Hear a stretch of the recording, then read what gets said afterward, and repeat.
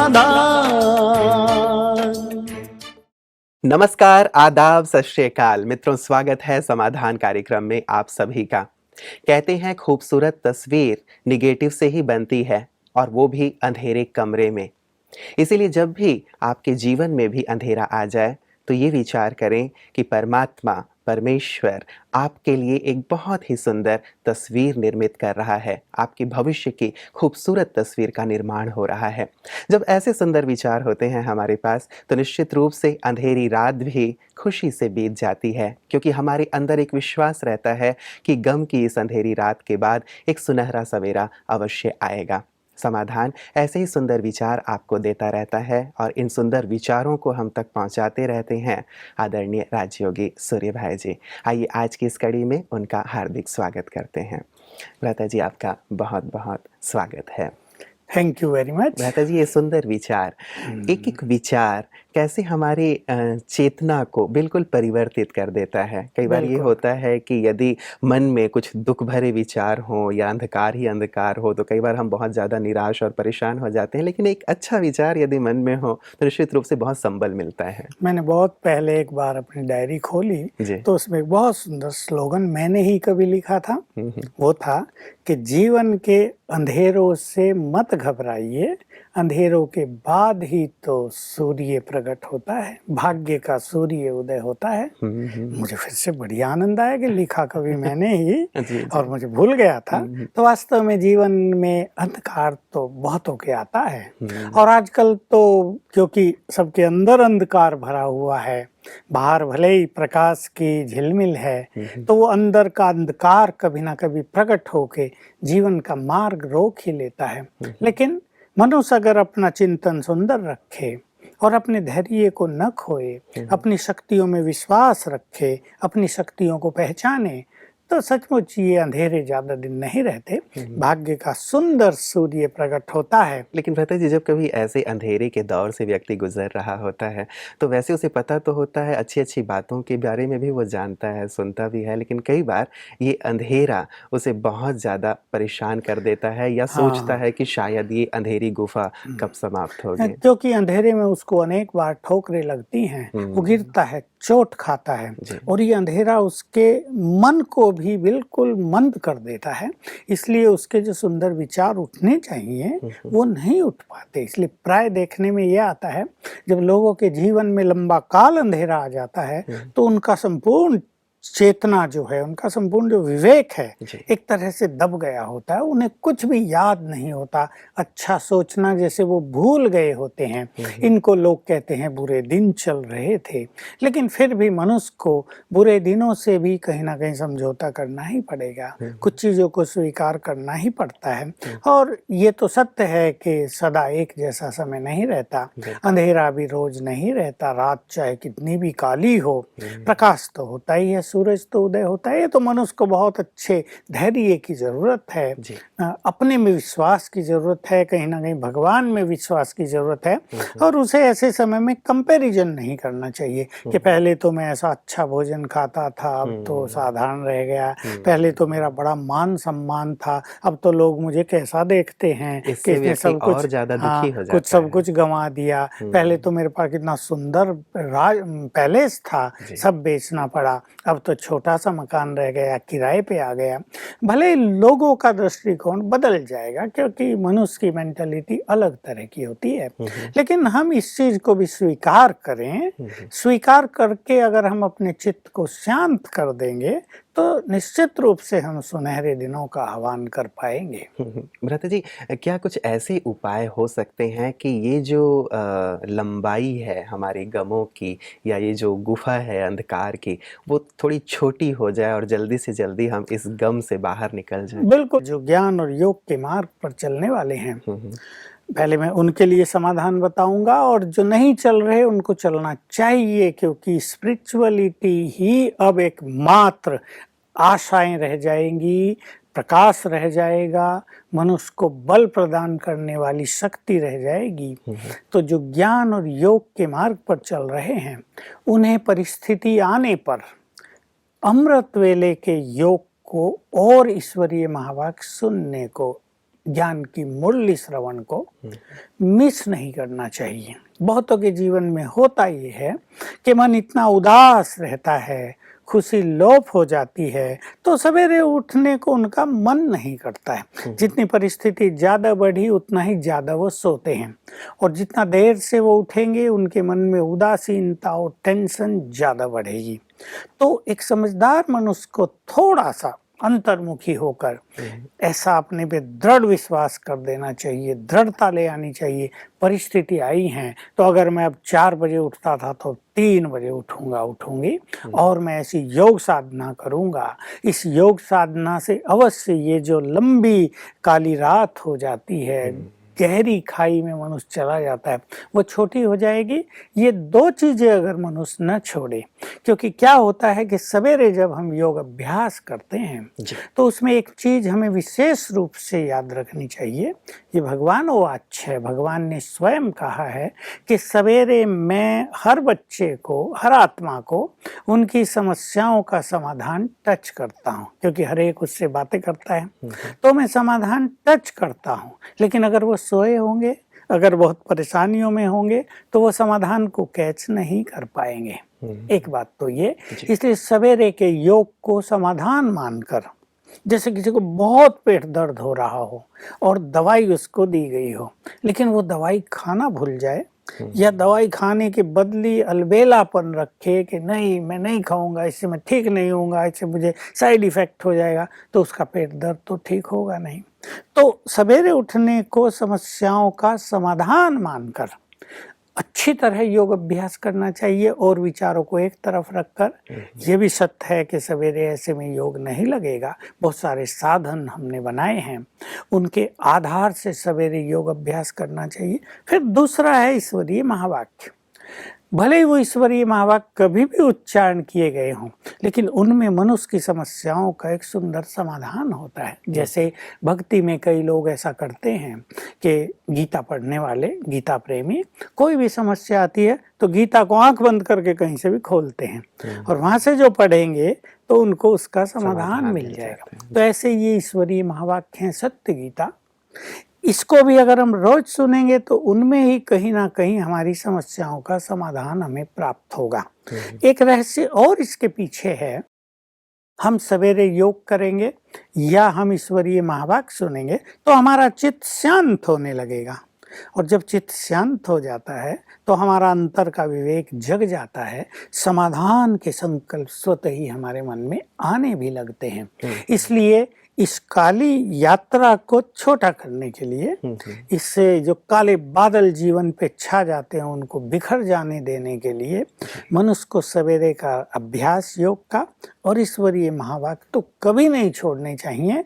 बाकी सब चिंताएं और जो भी कुछ हो बाद में उसको स्थान दें। अगर मेंटलिटी को ऐसा तैयार कर लें तो बहुत जल्दी समाधान हो सकता है। बिल्कुल भ्राता जी, ये आपने बताया कि ये जो विद्यालय से जुड़े हुए भाई बहनें हैं, यदि उनके पास यदि इस प्रकार की समस्या आ गई है तो ये 2 चीज़ें बहुत महत्वपूर्ण हैं। यही चीज़ें क्या जो विद्यालय से नहीं जुड़े हैं वो भी कर सकते हैं? देखिए, उन्हें जुड़ना तो चाहिए, क्योंकि ये ईश्वरीय ज्ञान दिया जा रहा है। यहाँ न किसी का धर्म बदलाया जा रहा, न किसी को और कुछ स्ट्रिक्ट कुछ दिया जा रहा है, ज्ञान दिया जा रहा है। और एक बुद्धिमान मनुष्य को सोचना ही चाहिए कि ज्ञान मनुष्य की सदा की आवश्यकता है, उसकी एक भूख प्यास है। ज्ञान तो जितना मिले एक समझदार मनुष्य को लेते ही रहना चाहिए, न जाने कौन सा ज्ञान कब उसके कपाट खोल डाले। हम बचपन में भी पढ़ा करते थे भ्राता जी कि जहाँ कहीं भी ज्ञान की 2 सुंदर बातें सुनने को मिले, 1000 काम छोड़ के भी उस ज्ञान को ग्रहण करो। इसको ही लोग सत्संग कहते हैं। तो वहां जाने से कुछ ना कुछ अच्छी बातें हर व्यक्ति को मिलेंगी। और सवेरे उठकर अगर थोड़ा भी अच्छा मेडिटेशन करेंगे, और मैं ये भी कहूँगा, मान लो कोई प्रेयर करते हैं, कोई किसी की भक्ति करते हैं, उसको भी सच्चे मन से करेंगे तो उसका फायदा यही होगा कि मन होगा थोड़ा शांत, विचार जो उथल पुथल कर रहे हैं वो थोड़े शांत होंगे, एकाग्र होंगे, और अपने ही मन में फिर सुंदर समाधान इमर्ज हो जाएगा। बिल्कुल, तो ये सुबह का कार्य वो विशेष बिल्कुल। करके कर सकते हैं। एक बात भ्राता जी आपने कही थी कि जब समस्याएँ होती हैं, तो हमारा योग भी नहीं लगता। हम मेडिटेट करना चाहते हैं, ईश्वर का ध्यान करना चाहते हैं, लेकिन ध्यान एकाग्र नहीं हो पाता। बार-बार हमारा ध्यान उसी समस्या की ओर जा रहा होता है। तो ऐसे में क्या करें? कैसे ध्यान को हाँ, लगाएँ? देखिए ये समस्या तो बड़ी नेचुरल सी है, जी। क्योंकि जब मनुष्य का मन उलझ गया हो, हुँ, हुँ। तब योग अभ्यास कहाँ होगा? योग अभ्यास के लिए तो बड़ा प्रसन्न मन, बहुत शांत मन, बहुत एकाग्र मन, शुभ भावनाओं से भरा हुआ मन होना चाहिए। जी। तो ऐसे में मैं सभी को एक राय देता हूँ। देखिए, हमारे पास एक सुंदर विचार है, मैं मास्टर सर्वशक्तिवान हूँ। इसको हमारे सभी दर्शक जान लें, चाहे उन्होंने ज्ञान लिया है या नहीं लिया है। हम भगवान के बच्चे हैं, हम सर्वशक्तिवान के बच्चे हैं, तो उसकी बहुत सारी शक्तियाँ हमारे पास हैं ही। और दूसरा, जब जो उसके बच्चे बन जाते हैं, यानी स्वीकार कर लेते हैं, हम तुम्हारी संतान हैं, हम तुम्हारे हैं, तुम हमारे हो। एक तो वो है जो जानते नहीं हैं, वो भी उसके बच्चे हैं। जी। दूसरा, जिन्होंने जान लिया और ये स्मृति ले ली, तो उन्हें तो परमात्मा की शक्तियाँ स्पेसिफिकली मिल जाती हैं। तो इस कारण हम सब हो गए मास्टर सर्वशक्तिवान। हमारा परमपिता सर्वशक्तिवान, तो हम हो गए बहुत शक्तिशाली मास्टर सर्वशक्तिवान। तो हम एक संकल्प बहुत अच्छी तरह अपने अंदर रखने लगे कि ये जो समस्या है, इससे अधिक शक्तियाँ मेरे पास है। समस्याएं हमेशा कमजोर होती हैं, वो कमजोर मन की रचना होती हैं, और मैं हूँ बहुत पावरफुल। दूसरा संकल्प ये रखना चाहिए कि इस समस्या का समाधान मेरे ही पास है, मुझे उसे खोजना है, और अपनी शक्तियों को जो सो गई हैं, जो मंद पड़ गई हैं इन कारणों से, उसको जगाना है। इसलिए सवेरे जल्दी उठकर थोड़ा 108 बार शांत मन से लिखें, मैं मास्टर सर्वशक्तिवान हूँ। बिल्कुल एक एक लाइन लिखें और रुकें, और अपने अंदर उसको एक्सेप्ट करने दें, एक्सेप्टेंस हो जाए कि it's true that I am master almighty. बिल्कुल सत्य है कि मैं मास्टर सर्वशक्तिवान हूँ। फिर दोबारा लिखें, फिर आंख बंद करके सोचें, ये सत्य है, मैं बहुत शक्तिशाली हूँ। फिर तीसरी बार लिखें, मैं मास्टर सर्वशक्तिवान हूँ। फिर सोचें, ये सत्य है, भगवान ने अपनी सारी शक्तियाँ मुझे दे दी हैं। तो 108 बार लिखने में सोई हुई शक्तियां जग जाएंगी, और मनुष्य को निश्चित रूप से, आई एम श्योर, बहुतों के अनुभव हो चुके हैं, ये आभास होने लगेगा कि ये समस्या तो कुछ भी नहीं है। जिसे हम बहुत बड़ा मान रहे थे, इट्स नथिंग, ये तो खेल है बच्चों का, और समस्या समाधान होने लगेगी। बिल्कुल, जैसे हम ज़्यादा शक्तिशाली हो जाते हैं तो कमज़ोर चीज़ें हमें हल्की और खेल जैसा प्रतीत होने लगता है। तो इसे भ्राता जी सभी लोग कर सकते हैं, चाहे वो विद्यालय से जुड़े हुए भाई-बहनें हैं, चाहे बाहर भी जो हमारे भाई-बहनें हैं, सभी लोग इस चीज़ को कर सकते हैं। भ्राता जी आइए, मैं आपको अब मेल्स की ओर लिए चलता हूँ। ये हमारे पास प्रथम जो मेल आया है, ये सोनिया जी हैं और कहती हैं कि भ्राता जी, मैं 5 साल से इस विद्यालय से जुड़ी हुई हूँ। मैं स्टडी करती हूँ और कुछ महीनों से मेरा पावरफुल योग नहीं लग रहा है, शायद जिस चीज़ की हम लोग चर्चा कर रहे हैं। मुझे मनसा सेवा करना बहुत पसंद है, लेकिन मन की एकाग्रता नहीं है, जिस कारण मैं कुछ ही मिनट योग कर पाती हूँ।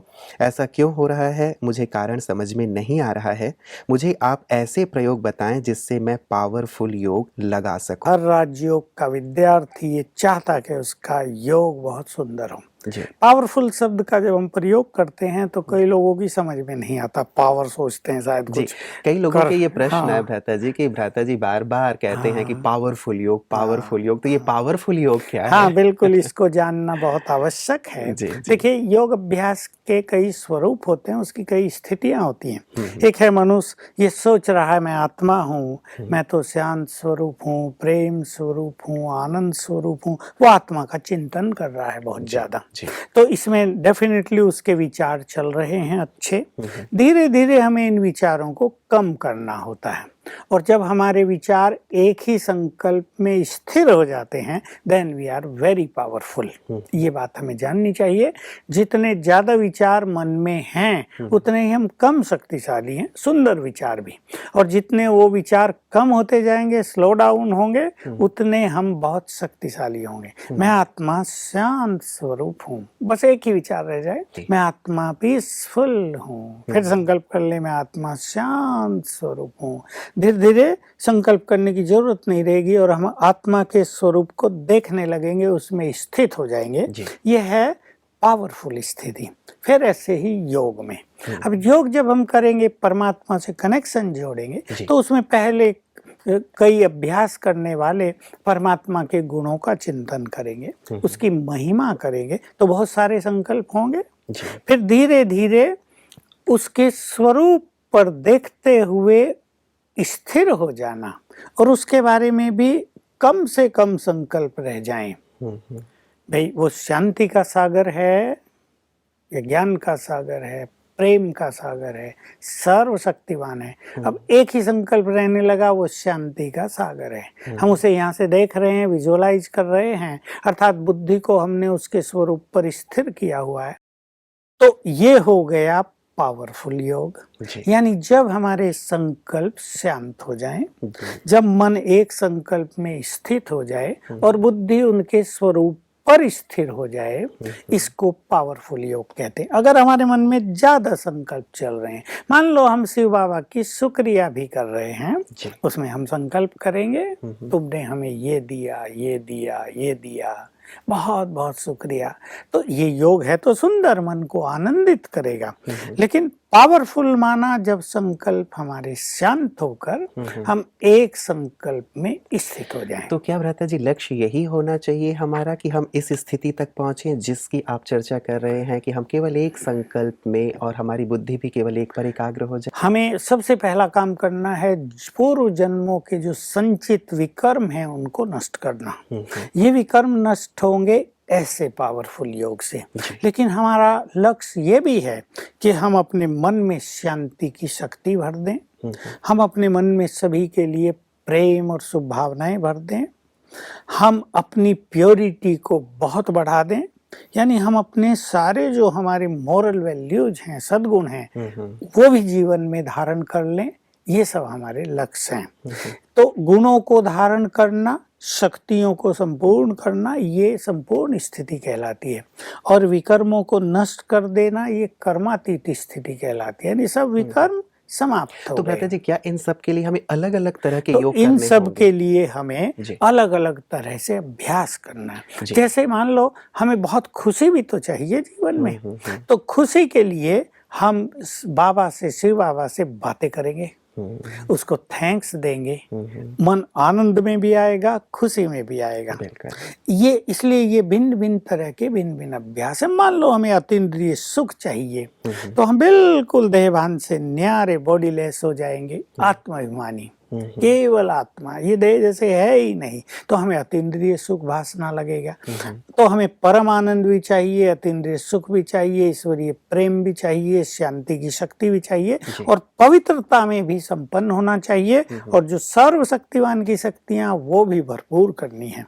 इसलिए सबके लिए अलग अलग विचार, अलग अलग चिंतन ये करना आवश्यक होता है। बिल्कुल, बहुत विविधता हो गई योग में। या ये कहें कि योग भी एक गहरा विषय है, सागर की तरह है, जिसमें हमें अलग अलग अभ्यासों के माध्यम से अपने अंदर अलग अलग गुणों, शक्तियों का विकास करना है, पवित्रता को बढ़ाना है, या अपने जो संचित, आपने कहा जो विकर्म है, उन्हें नष्ट करना है। बिल्कुल, देखिए, क्योंकि अगर मनुष्य विविध प्रकार से योग अभ्यास नहीं करता तो उसको बोरियत होती है। बिल्कुल बिल्कुल, कई बार लोगों के साथ ऐसा होता है। ये बहुत सारे प्रश्न आते रहते हैं, क्या करें? एक ही अभ्यास करते करते अब ब्रेन उसे स्वीकार नहीं कर रहा है। मान लो पावरफुल योग ही कर रहे हैं, तो एक क्षण ऐसा आ गया कि ब्रेन बिल्कुल नील जैसा हो गया, नो थॉट।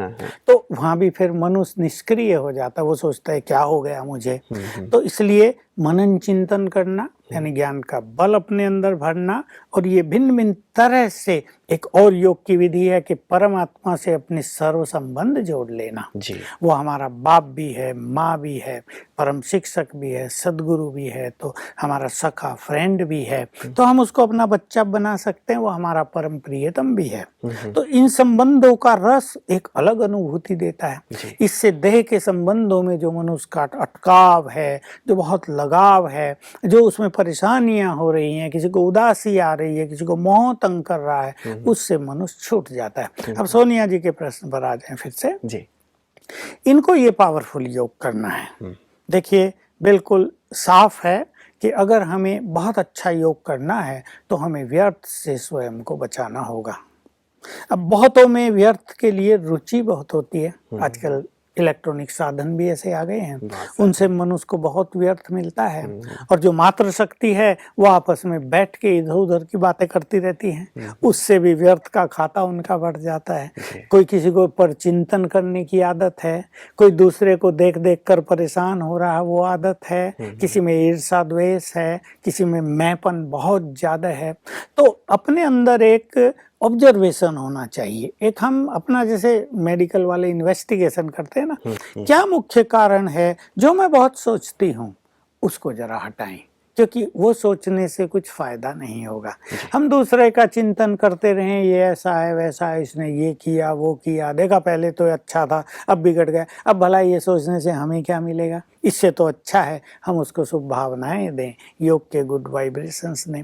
तो एक बहुत बड़ा सब्जेक्ट है पावरफुल योग करने वालों के लिए कि वो अपने को व्यर्थ से बचाएं, और इसका सुंदर तरीका पहले अपनाएं, निगेटिव को पॉजिटिव में बदलें। ईश्वरीय महावाक्यों का अध्ययन करें। इनको मैं सजेस्ट करूंगा कि रोज ये 15-20 मिनट अव्यक्त महावाक्यों की स्टडी अवश्य करें। उसमें कुछ स्वमान की बातें मिलती हैं, कुछ ईश्वरीय नशा मिलता है, हमारे विचारों को एक बहुत अच्छी चेंज मिल जाती है। जो निगेटिविटी रहती है वो बहुत जल्दी पॉजिटिविटी में बदल जाती है। जी जी। दूसरा काम इन्हें करना है कि सवेरे उठना मिस न करें। बहुत लोग क्या होते हैं, सवेरे उठने में डल होते हैं, ढीले होते हैं, उठेंगे भी तो अच्छा योग नहीं करेंगे, इधर उधर का सोचते रहेंगे, या सुस्ती का वार होता रहेगा, या कोई व्यर्थ संकल्प चलते रहेंगे। इस पे बहुत ध्यान दें, और इसके लिए बहुत अच्छी विधि है कि रात को सोने से पहले एक 15 मिनट अव्यक्त महावाक्य पढ़ें और 15-20 मिनट राजयोग का अभ्यास करके सोएं। उससे एक बहुत अच्छी स्थिति बन जाती है मन की, और जो हमारी लास्ट स्थिति होती है वही हमारी फर्स्ट स्थिति बनती है। चाहे तो 5 स्वरूपों का अभ्यास 2-3 बार करके भी सो सकते हैं, ये काम करेंगे। तीसरी चीज है कि सारा दिन जब ये कर्म क्षेत्र पर रहते हैं तो 2 अभ्यास ये साथ लेकर चले। एक शरीरीपन, बॉडीलेस प्रैक्टिस, मैं आत्मा हूँ ये देह अलग है, और दूसरा स्वमान की प्रैक्टिस जिसकी चर्चा हम बहुत करते आए हैं। ये 2 प्रैक्टिस सारा दिन थोड़ा थोड़ा भी करेंगे, हर घंटे में 2 बार, टाइम इसमें ज्यादा नहीं लगता, 1 मिनट की ये प्रैक्टिस होती है। तो व्यर्थ से बचे रहेंगे। बाह्य जो प्रभाव होता है ना मन पर, बाहर जो नेगेटिव एनर्जी है उसको ये हमारा ऑरा प्रोटेक्ट करेगा, रोकता रहेगा। और अगली बात है कि थोड़ा दृष्टि पे बहुत ध्यान देना। जिन लोगों की दैहिक दृष्टि बहुत है वो पावरफुल योग नहीं कर सकते, इसलिए सारा दिन आत्मा देखने का अभ्यास, जो भी सामने आए ये चमकती हुई आत्मा है। इसमें कुछ मेहनत नहीं, केवल अटेंशन देने की बात है। हर व्यक्ति को 20-50-100 लोगों का रोज मुलाकात होती है। ये आत्माएं हैं, ये आत्माएं हैं। इतनी प्रैक्टिस करेंगे, और सवेरे शाम बैठकर भी कम से कम आधा घंटा योग अलग करना चाहिए, स्पेशली अलग से करना चाहिए, तो एकाग्रता बढ़ती जाएगी। और योग एक ऐसी चीज है जो प्रैक्टिस से सरल होता है। कभी भी ये नहीं सोचना चाहिए कि हो नहीं रहा। प्रैक्टिस करते रहें, कठिन चीज भी सरल हो जाएंगी, और एक दिन इस सब्जेक्ट में सफलता हो जाएगी। हर व्यक्ति जिसने योग की सफलता पाई है, कम से कम पहले 6 मास बहुत मेहनत की है। 6 मास समझो अपने को डेडिकेट कर दिया योग अभ्यास के लिए, केवल वही काम करना और किसी तरफ इंटरेस्ट है ही नहीं, तो इस कार्य में सफलता हो जाएगी। और छोड़ना तो केवल व्यर्थ को होता है जी। देखिए, अगर मनुष्य व्यर्थ को छोड़ दे तो उसको कामकाज में तो और रुचि पैदा हो जाएगी, और कामकाज उसके लिए एंजॉयबल हो जाएगा, एक एंजॉयमेंट बन जाएगा। कामकाज वास्तव में मनुष्य के लिए बुरी चीज है ही नहीं। जो लोग सोचते हैं मैं तो बहुत बिजी हूँ, ये हूँ, वो चेक कर सकते हैं अपने को कि वो व्यर्थ में बिजी हैं।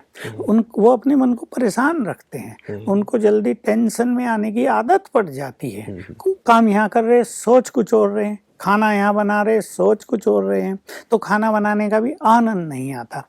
हर काम मनुष्य को आनंद भी देता है, शक्ति भी प्रदान करता है। इसलिए कामकाज तो करना ही है, लेकिन उसमें ही एक सुंदर अभ्यास, हर कर्म में अलग अलग अभ्यास यदि किए जाएं तो योग तो सचमुच बहुत सुंदर चीज है। बहुत सारी चीज़ें निकली हुई हैं भ्राता जी, और मैं चाहूँगा कि इनकी चर्चा हम लोग ज़रूर आगे बढ़ाएं, क्योंकि हमारे बहुत सारे जो विद्यालय से जुड़े हुए भाई बहनें हैं उनकी विशेष रिक्वेस्ट रही है कि योग की जो गहनता है, वो लगातार प्रोग्राम देख रहे हैं तो वो चाहते हैं कि योग की विविधता, योग की गहनता या मनसा सेवा की जो बात है उस पे चर्चा भ्राता जी अवश्य करें। और ये सचमुच ऐसे गहन विषय हैं जिन पे चर्चा की जिन पे रोज ही चर्चा की आवश्यकता है, क्योंकि एक दिन मान लो किसी मनुष्य ने योग सीख भी लिया तो वो सोचे अब मुझे सीखने की जरूरत नहीं, ऐसा नहीं होता है। योग निरंतर सीखना है। मैं आज अपने दर्शकों को एक छोटी सी बात अभ्यास के लिए कह देना चाहता हूँ कि वो चलते फिरते और काम करते एक छोटा सा संकल्प रख लें, मैं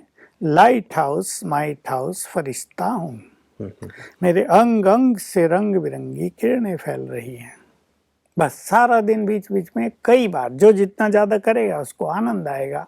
लक्ष्य रख लें, हर घंटे में 2-3 बार ये संकल्प कर लें तो इससे बहुत आनंद आएगा और अनुभूति होगी कि व्यर्थ तो कहाँ चला गया पता ही नहीं। हमें व्यर्थ को छोड़ने की जरूरत नहीं, हमें व्यर्थ से लड़ने की जरूरत नहीं।